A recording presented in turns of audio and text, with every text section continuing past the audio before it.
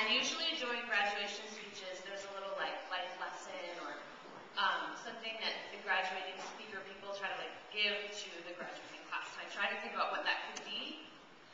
And what I would like you to take with you is appreciation, because you are already amazing, fantastic, wonderful people, just the way that you are. And if I could give you one gift, I would give you the gift of taking a couple minutes each day and remembering what a special person you are and what great love you have here in this room, and I'm sure a lot of people that are thinking of you today. And I would just like to send that with you. And I wish that you have a fantastic time at your new schools, and remember that you are really, really special people. Thanks.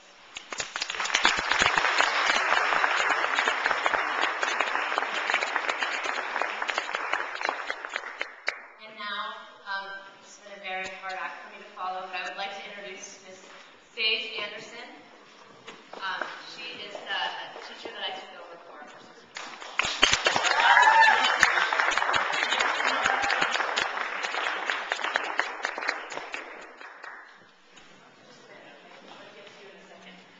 First of all,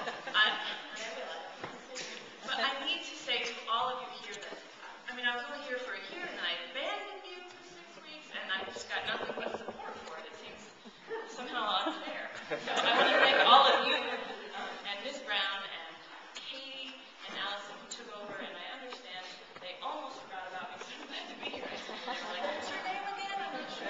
So I want to say thank you, all of you, for taking care of this beautiful class, not just these beautiful graduates, but also our fourth graders. So just thank you really quickly before we get on to the speeches and things. Thank you very much.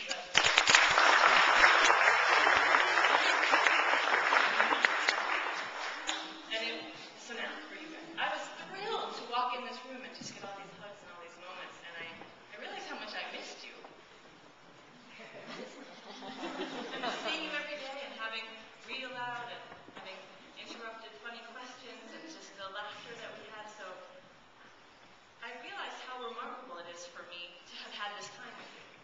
I'm really lucky. I don't know if I've had 8 more kind of richer months as a, how's that for grammar? 8 richer months as a teacher. I don't know if I've ever had that before, and that's because of you and of course our fourth grade friends. And I was trying to think, what is it that makes this group so amazing? And I was thinking, okay, they're curious, they're hilarious, they're compassionate, and they are independent, just like I always harp on about. Creative, determined. The young women, let's face it, that are sitting here before you are incredible people. Curious, like Lily. I've never met a person with more questions.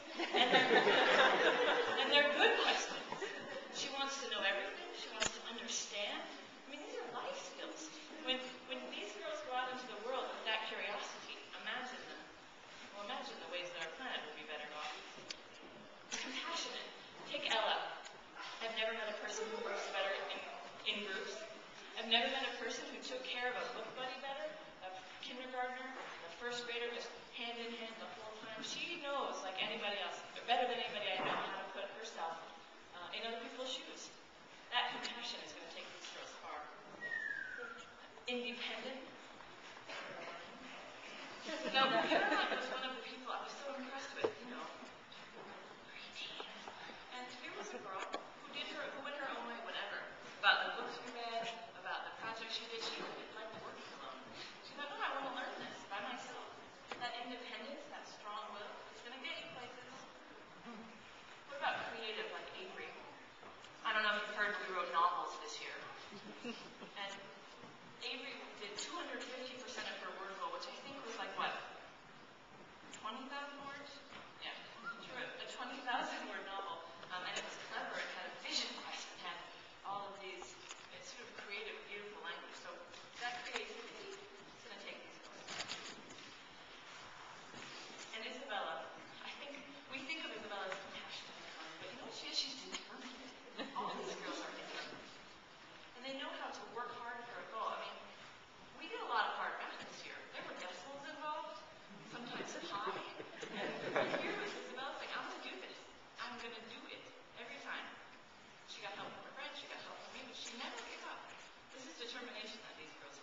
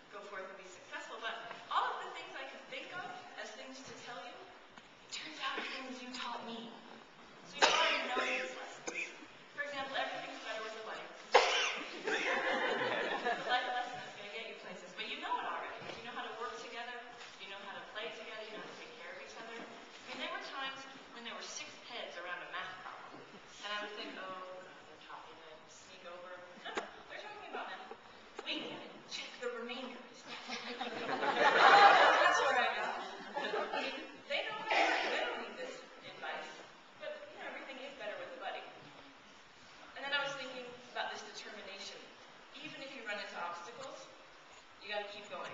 They know that too. I mean, imagine getting a script full of Shakespeare's language and thinking, oh God, okay, I can do it. And every one of them, including our fourth graders, memorized their parts completely and thoroughly, even though it was hard. And again, I mean, did I mention there were decimals? They kept going. But the final thing that I think that you taught me in maybe the first week of school is the idea that we have got to treat others not how we want to be treated, although that's not bad, but how they want to be treated. That was one of our rules. And that has stuck with me since day 3 or something. That's one of the things. No matter how brilliant you are, which you are, no matter how successful you are, which you will be, if we remember that lesson, to treat others how they want to be treated, I have every confidence that the world that you guys lead us into will be a better place. So, I don't have much to tell you, but to say thanks for all that you've taught me. And I know that wherever you go, what schools you're at, and which houses you live in, and who your new friends are, you are going to be wildly successful, so you don't need much more from me. I will miss you. We'll keep in touch. Congratulations on this monumental achievement.